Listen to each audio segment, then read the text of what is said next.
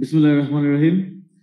অনুষ্ঠানের সভাপতি, বিশেষ অতিথি, সম্মানিত অতিথিবৃন্দ, উপস্থিত সুধী, সাংবাদিকবৃন্দ, পিডিবিএফ এর কর্মকর্তা কর্মচারীবৃন্দ, নবনিযুক্ত কর্মকর্তা ও সদস্যবৃন্দ, আন্তরিক শুভেচ্ছা ও অভিনন্দন। আজকে পিডিবিএফ পরিবারের জন্য একটা বিশেষ দিন। দীর্ঘদিন পর পিডিবিএফ এ নিয়োগ হয়েছে এবং অনেক বড় পরিসরে এবার নিয়োগ কার্যক্রমটা আমরা সম্পন্ন করতে পেরেছি।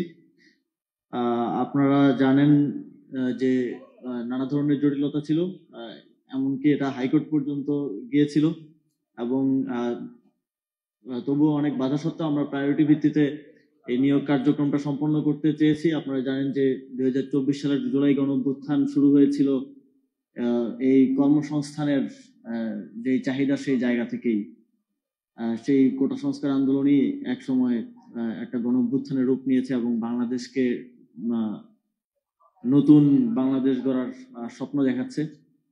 তো সেই প্রাথমিক যেই সমস্যা থেকে আমাদের উপলব্ধি স্বৈরাচারের বিরুদ্ধে লড়াই, সেই সমস্যা সমাধানে আমরা যদি 1 বছর পরে দেখি আমরা খুব বেশি কিছু করতে পারিনি, তবে আমরা চেষ্টা করেছি স্থানীয় সরকার, পল্লী উন্নয়ন, সমবায় মন্ত্রণালয়, যুব ক্রীড়া মন্ত্রণালয় সহ সরকারের আরো বিভিন্ন প্রতিষ্ঠান সবাইকে বারবার এটা বলার, বারবার তাগাদা দেওয়ার যে আমাদের এই শূন্য পদগুলোও যাতে অন্তত আমরা পূরণ করতে পারি।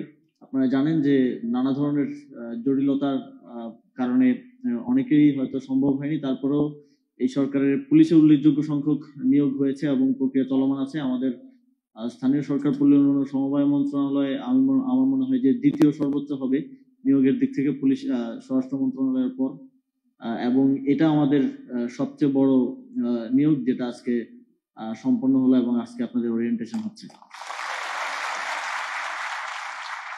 আপনাদের কাজটা অত্যন্ত গুরুত্বপূর্ণ।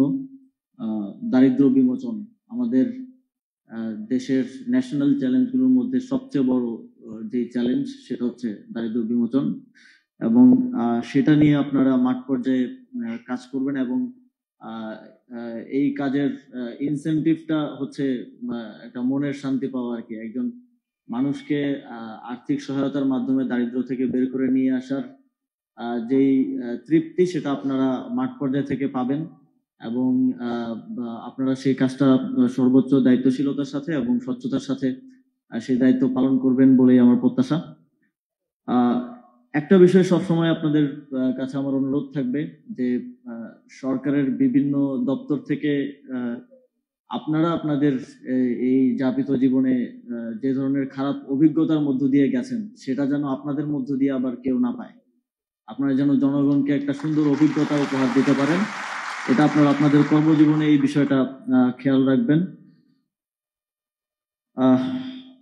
আমাদের এই নিয়োগে প্রায় 1665টি পদে নিয়োগ সম্পন্ন হয়েছে, যেখানে 155 জন উপজেলা দারিদ্র বিমোচন কর্মকর্তা নবম গ্রেডের, সহকারী হিসাবরক্ষণ কর্মকর্তা 335 জন 11তম গ্রেডের, এবং মাঠ কর্মকর্তা 1175 জন 12তম গ্রেডের, যারা প্রায় 2 লক্ষ যেই নিয়োগ প্রার্থী ছিল তাদের মধ্য থেকে যারা মেধার পরিচয় দিয়ে আজকে সফলভাবে নিয়োগ পেয়েছেন তাদেরকে আমি আবারও আমার পক্ষ থেকে শুভেচ্ছা এবং অভিনন্দন জানাচ্ছি।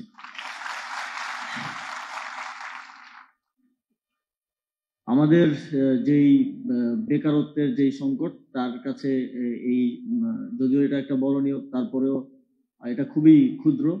আমরা যেই ডেমোগ্রাফিক ডিভিডেন্ডের যেই সুযোগ বা সময় পার করছি, এই সুযোগকে কাজে লাগাতে হলে আমাদের আরো বড় পরিসরে বেকারত্ব নিরসনের দিকে মনোযোগ দিতে হবে। শুধুমাত্র সরকারি ক্ষেত্রে নয়, এর বাইরেও আত্মকর্মসংস্থান এবং উদ্যোক্তা সৃষ্টিতে আমাদেরকে মনোযোগ দিতে হবে। তার মধ্যে উদ্যোক্তা সৃষ্টির কাজটাই আপনারাও মাঠ পর্যায়ে করার সুযোগ পাবেন, সেখানে আপনারা এক্ষেত্রে গুরুত্বপূর্ণ অবদান রাখবেন বলে আমি বিশ্বাস করি।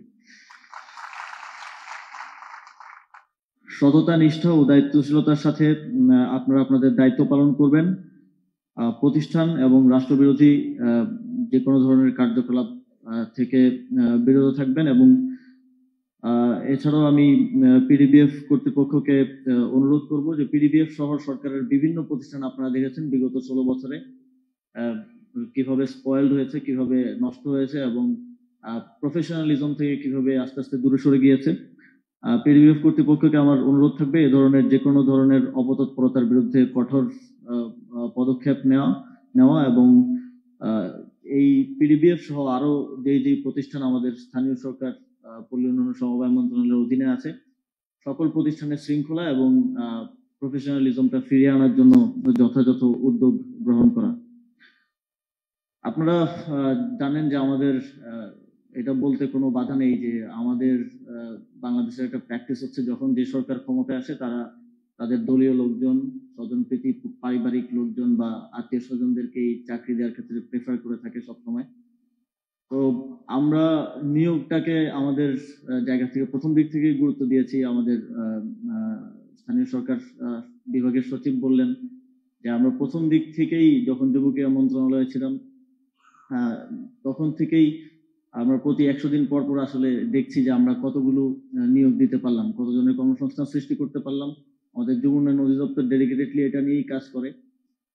তো যতবারই আমাদের যেই প্রতিষ্ঠানে নিয়োগের বিজ্ঞপ্তি গেছে বা আমার এই সংক্রান্ত কথা হয়েছে তখন আমি সবাইকে একটা কথাই বলেছি যে আমার কারোর প্রতি কোনো প্রেফারেন্স নেই, আমার কাউকে আপনাদের নিয়োগ দিতে হবে না বা কোনো নির্দিষ্ট দলের কাউকে আপনাদের নিয়োগ দিতে হবে না। যদি স্বচ্ছতা এবং ঘুষ কিংবা স্বজনপ্রীতির বাইরে থেকে স্বচ্ছভাবে নিয়োগ দেওয়া যায় তাহলে যারা নিয়োগ পাবে তারা সকলেই আমার সম্পদ, তারা সকলেই দেশের সম্পদ এবং বাংলাদেশের ভবিষ্যৎ হবে।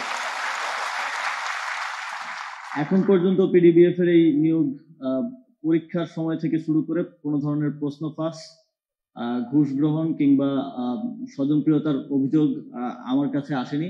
তো সেই জায়গা থেকে আমি মনে করি যে এটা একটা সফল এবং স্বচ্ছ নিয়োগ হয়েছে এবং আপনারা যারা কোনো ধরনের মামা চাচার সম্পর্ক যেটা আমাদের প্র্যাকটিস কিংবা ঘুষ ছাড়া নিয়োগ পেয়েছেন এটা জাতির কাছে এবং মানুষের কাছে এটা পেব্যাক করার একটা সুযোগ হিসেবে আপনাদেরকে নিতে হবে এবং দারিদ্র বিমোচনের যেই গুরুত্বপূর্ণ দায়িত্ব পিডিবিএফ আপনার প্রতিষ্ঠান পালন করে সেই দায়িত্ব পালনে আপনার প্রতিষ্ঠানকে আরো কর্মনিষ্ঠা এবং সততার সাথে সহযোগিতা করে যেতে হবে।